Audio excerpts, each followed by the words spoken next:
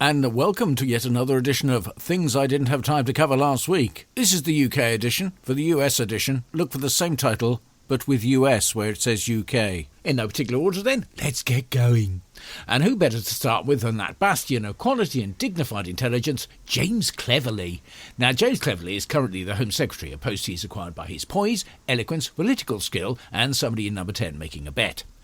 Cleverly managed to squeeze in an appearance on Sky's Trevor Phillips programme and demonstrated his ample ability to handle any and all questions with the skill and results of somebody icing a cake whilst using a trapeze. Yeah, you haven't got any flights off, by the way, have you? Yes, we have, actually. Oh, really? Yes, we have. The pause there was mainly caused by the production staff forgetting to put in the blistering sound of applause. Aha, that caught you out, isn't it? It So has. the point is, so we have... I'm not talking about the people who volunteer to go. So you why haven't not? got the steam working. The point being is that is part of the proof of concept. That is part of the planned approach to demonstrate that the Rwanda end of the system is ready, that the hosting environment is ready, the fact it is a safe country for asylum seekers, which we already knew because, of course, the United Nations uses Rwanda for asylum processing. Cleverly's entire premise here is making a plane take off is some sort of achievement, in which case Orville Wright would like a word. The legislation is now in place and the first group of migrants will be sent letters within days notifying them of the government's intent to deport them to Rwanda. So essentially their mail will consist of dodgy credit cards with their name spelt wrong, local pizza flyers and dodgy letters from the Home Office with their name spelt wrong. I don't know about you, but if I got a letter saying that they were coming for me in a couple of days, I'd be on the phone to Pickford's by the time I got to the signature. It's like if the drug squad sent you a letter saying, "We'll be round to seize your cocaine Wednesday. Please contact us if this is not convenient."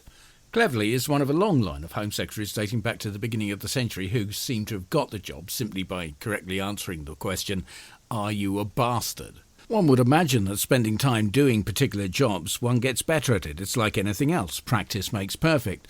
And when you consider he's held posts such as Minister of State for Europe and North America in the Foreign, Commonwealth and Development Office, and also Secretary of State for the Department of Exiting the European Union, and even Secretary of State for Education, one can only look at those gleaming examples of success and say, this is a man who really... To give you a better picture about Cleverly and his attitude to those close to him, Leo Doherty is the Armed Forces Minister, and he questioned Cleverly about a matter he was concerned about in his constituency in Aldershot, and it was the plan to use the Pinehurst hillside buildings to house 350 asylum seekers.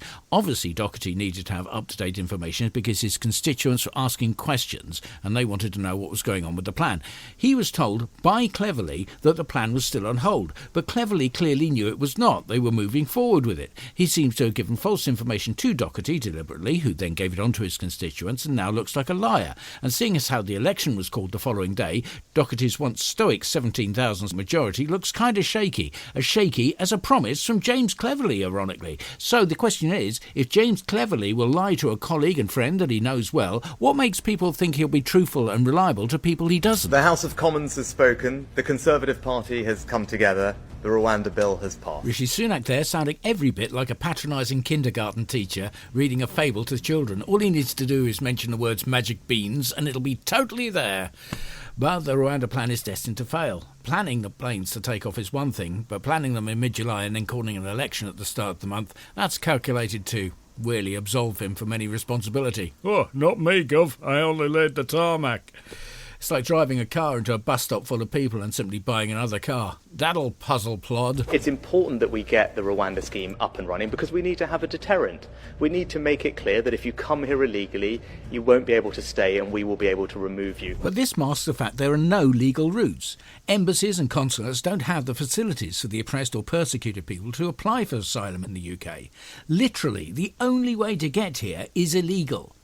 And if those offices did provide the service, it's likely the names of those people who do apply will get back to the government concerned, and they will suddenly cease their application for bureaucratic reasons or become ineligible due to the fact they have a missing head. Rishi Sunak went on to talk about problems with the ECHR in Question Time. You and I disagree on that, right? You think it's fine for people to come and they shouldn't be removed. That's your decision. I don't think that's right for our country, and that's why I'm prepared to do what it takes to get this problem resolved.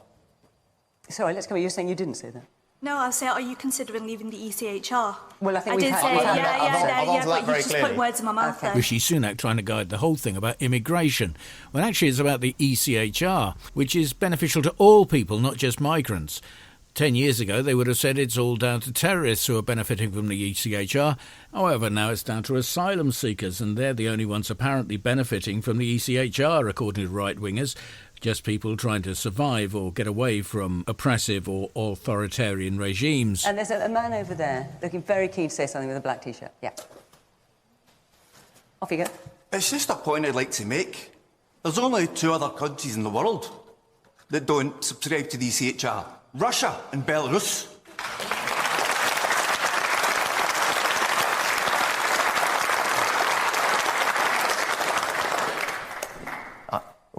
Sir, with the greatest respect, we do not need a foreign court to tell us how to police our borders and our security, right? And I believe that everything we're doing is in compliance with our international obligations. But if I'm put in a position where I'm forced to choose between those things, I'm going to put our country's national security first every single time, and I make absolutely no apology about that. There's a saying in show business, it's a technical one, and I don't think anyone will object to me giving away tradecraft. The saying is, booing is bad. The United Kingdom's plan to send some asylum seekers to Rwanda has cleared a major hurdle. The unelected House of Lords dropped some proposed amendments and has cleared the way for the bill to become law. The law would send some asylum seekers to Rwanda, even if they have no connection to that country, in an effort to deter migrants from crossing the English Channel illegally, sometimes in some very unsafe conditions. The ECHR has become something of an election dog whistle, with Tory backbenchers baying like dogs at a bowl of bacon for the Prime Minister to withdraw Britain from the ECHR, something which would have been unthinkable just a decade ago. Without the ECHR, there would be no worker protections, no food standards, and the state would have little or no responsibility and all of the power, sort of like they pretend to now. It's the same thinking as people used during the Brexit campaign. Give Cameron a good kicking, they thought. Yes, leave. But all it did in effect was hand more power to disreputable people. But who needs rights? With the probity and integrity of people like Farage, Braverman, Kendrick, Tice, Patel, Truss, Duncan Smith, Sunak and Cleverly, who can possibly doubt that leaving the ECHR is not a bad thing? Oh, and Putin. Forgot Putin. Sorry, Flat. This scheme, this announcement, it is illegal, it's impractical and it won't work. Not to say it's also inhumane, but really it's actually not about whether it's going to work or not, because as stupid as Suella Braverman does sound when she uses words like blob, workerati, or whatever nonsense she wants to spout, that's not what they're trying to do. This isn't even about the actual scheme itself. They're forecasting to the next election. They can't run on their governing record. There's sewage in the rivers. Inflation is through the roof. Living standards are beyond the floor. They can't run on individuals or personalities. They have ex-chancellors who don't pay tax. They have another ex-chancellor who knew the currency was going to run, so he told his former employers to bet against it. So what do they have left? All they have left is division, and this is all this policy is about. They are trying to sow division by casting it as us, the people in Britain, against people who want to come here. And it's really sad. Okay. I think that I have faith that people are not going to buy it, because unlike them, it also just fundamentally betrays that they don't think the way the Conservatives don't think the way that we do, because we think compassionately. What may have started as just a flutter in one man's eyes has become a full-blown scandal, yet another one engulfing the Prime Minister and his party less than a fortnight before polling day. Allegations that some of those closest to number 10 placed bets on the timing of the election had left Rishi Sunak, as he put it, incredibly angry. He said that again and again today. As of the time of recording, those 3 Conservative candidates, that close protection officer and the campaign manager, have all taken a voluntary leave of absence. And the interesting thing is, there was no coverage of how much money they actually made. I was incredibly angry when I learned about these allegations, in the same anger that many of you will feel and everyone watching. And it's right that they are investigated thoroughly. These are serious allegations. Sure, the media said there were bets placed, but if I place a bet for £1 on a 2-to-1 odds, that's different from a £5,000 bet at 5-to-1. This should have been an important event for the Prime Minister, but there was very little focus on this. Instead, question after question on the betting scandal engulfing his party. And the one he repeatedly dodged, whether there might be other names yet to come out. Of course, there will be an inquiry into what happened and internal mechanisms had to be adhered to, but it's perfectly obvious to anyone with a functioning brain as to what has actually gone on. But this is the Conservative Party, and a functioning brain is not synonymous with this iteration of conservatism. Sunak was unrepentant, however, and said the process must complete before he can comment further, which will more than likely be by transatlantic call from his California mansion.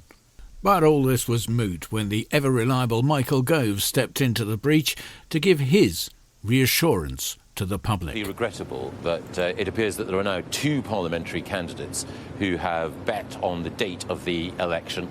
That's unacceptable behaviour. People shouldn't be using, if the allegations are correct, privileged inside information in this way. But I think it's important to recognise that an investigation is ongoing. And so I can't say anything conclusive until that investigation is ongoing. But I think we're talking here about 2 individuals rather than anything more widespread. It's now emerged just finally that Tony Lee, the Conservative Party's campaign director, has taken a leave of absence because he is married to Laura Saunders, one of those candidates under investigation. What do you think of that? I mean, it looks... Well, how do you think it looks? Well, I can tell how the world will think it looks, which is not great. But, you know, I can't get into... I can't know what conversations were had with whom at what time. That is quite properly being investigated now. How does it look? Well, as I say, you and others looking at this will, I'm sure, be doing much more than just raising an eyebrow. Yes, I think we probably will. Well, that's about it for the Conservative version of stuff I missed last week and didn't have time to do. Just time to fill you in on one other thing, and it's highly visual, so there's not a lot of point in putting it up here. Rishi Sunak went to a farming community to visit various agricultural outlets and show his support for the farmers and the agricultural industry, and went to visit some sheep, who promptly ran away from him. Even sheep don't like Rishi Sunak. I've had a situation where the paramedics took me in and waited 6 hours before they left because they weren't allowed to leave me until I'd been seen. 9 hours I was in a corridor. This is not an uncommon experience. Wes Streeting, what would you do to stop stuff like that happening? Yeah, I'll come back to all of the points. Oh, you'll come back to all the points. Oh, wait for it. It's the anecdote. I had a very similar experience in my family. An elderly relative fell in the street, and in the end, it was It's a sort of ongoing thing now with opposition politicians or the prospective government of the Labour Party to identify with whoever's questioning them and to say, I've had a similar experience. It comes over as disingenuous and really rather false. Let's try a little experiment, shall we? I was asleep in my house the other night. I was minding my own business, having a very nice dream about Greta Garbo, when suddenly I was awoken by strange alien beings at the foot of my bed who levitated me out of the bed and through the window and into their spaceship. They all had Amanda Holden masks on, and they started to examine me in a most peculiar and intimate way. I was very alarmed. That's all I can remember. I remember waking up in the middle of the park in my underwear. I had a very similar experience in my family. And this is when people in the prospective government actually bother to answer questions. Jonathan Ashworth was walking through his constituency and some voters had some questions on his position with the Israel-Gaza conflict. Do you condemn Netanyahu? Yes or no? You see, I am not going to have these guys... I'm just a simple question. Do you condemn Netanyahu? I'm not going to have these guys bullying me off the street. No one's bullying you. It's a simple question. We're asking you why you abstained for the vote. You have to vote for a ceasefire. It's a simple question. No one's bullying you. If you can't answer the question, say it. We're not going to have the people intimidate us. No one's intimidating you. It's a simple question. Why did you abstain? Why did you abstain for the vote for Gaza? It's not a bully. So me asking you why you abstained for the Gaza vote is bullying you. How is that bullying you? And people have Leicester South. We have every right to question why you didn't represent us in Parliament. Streets of Leicester. And if you want these people to win this election, if you want the bullies... He doesn't want us to ask him why he abstained from the Gaza vote. If you call us asking you why you abstained... You've got to vote against this. Why did you abstain from the Gaza vote? These people don't decide. Why did you abstain from the Gaza vote? It's not bullying. It's not intimidating. It's a simple question. It's a simple question. You got the blood of Palestinian men, women, and children on your hands. So if you want to make sure He's a disgrace. These Is Netanyahu a war criminal? Why couldn't you condemn him? Leicester South. You've got to get out. Why couldn't you condemn Netanyahu? Labour on July the 4th. Why couldn't you condemn Netanyahu? Why couldn't you condemn him? Asking you why you abstained from the ceasefire is bullying now.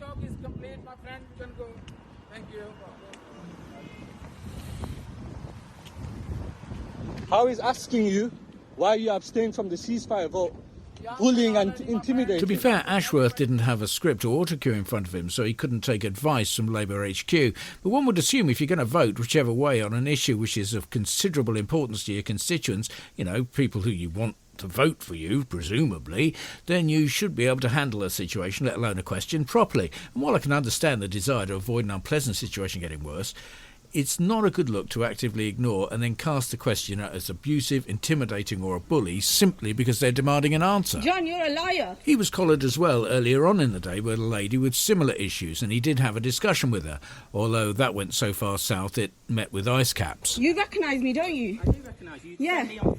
Yeah, why? Why are you here? How would you look the Palestinians in their face, the ones that you've met, the ones that you've spoken to, how would you look them in the face and tell them that you abstained in November? Listen. No. I'm a constituent. I have got every right to ask. Please don't touch me. Please don't touch me. I know you disagree with me. And I know you're very, very angry with me because to be fair, you do send me a lot of messages, which is fair enough. I haven't before though, have I? Because I was fine. I was voting for you. I haven't before. I know. And I'm not voting for you now because of your stance. I know, and that's fair enough. Why have you lied? You sent an email saying you voted for secession. You know you're playing with words. I did vote for cessation. You didn't in November. That's the email I got after November. Cessation. And you never come here. You never come here. This time you're lobbying. You never normally have to lobby, do you? That's why. Because you were comfortable with your 20,000 seats. And why are you not supporting him? I did answer the question.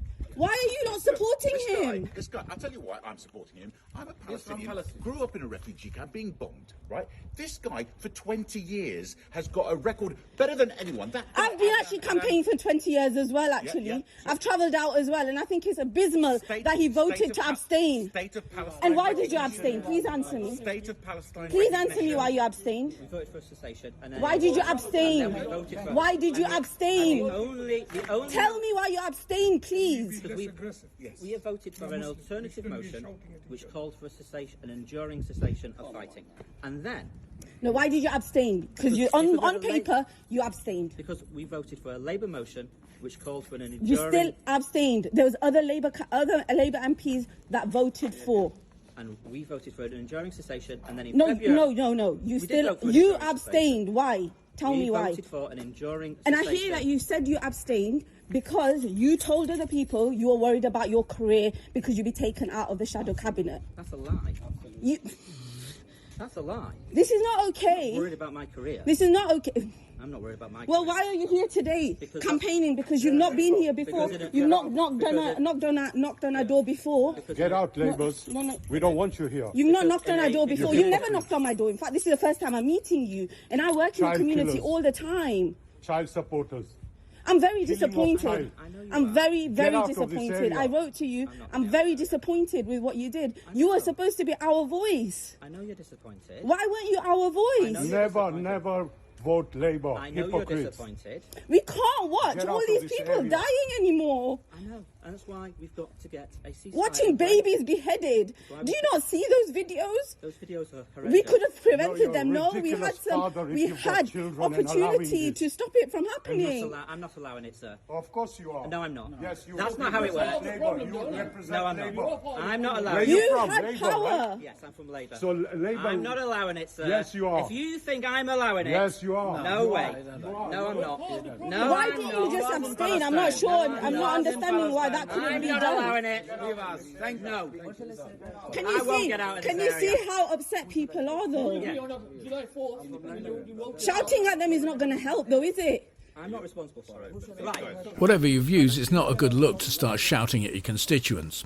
And so that's about it for the stuff I missed or didn't have time for. Also featured this week were Angela Rayner, Rachel Reeves, Johnny Mercer, Michelle Mone and her husband, I can't remember his name, and of course a cast of thousands of other people who've made faux pas or complete bloopers of their day.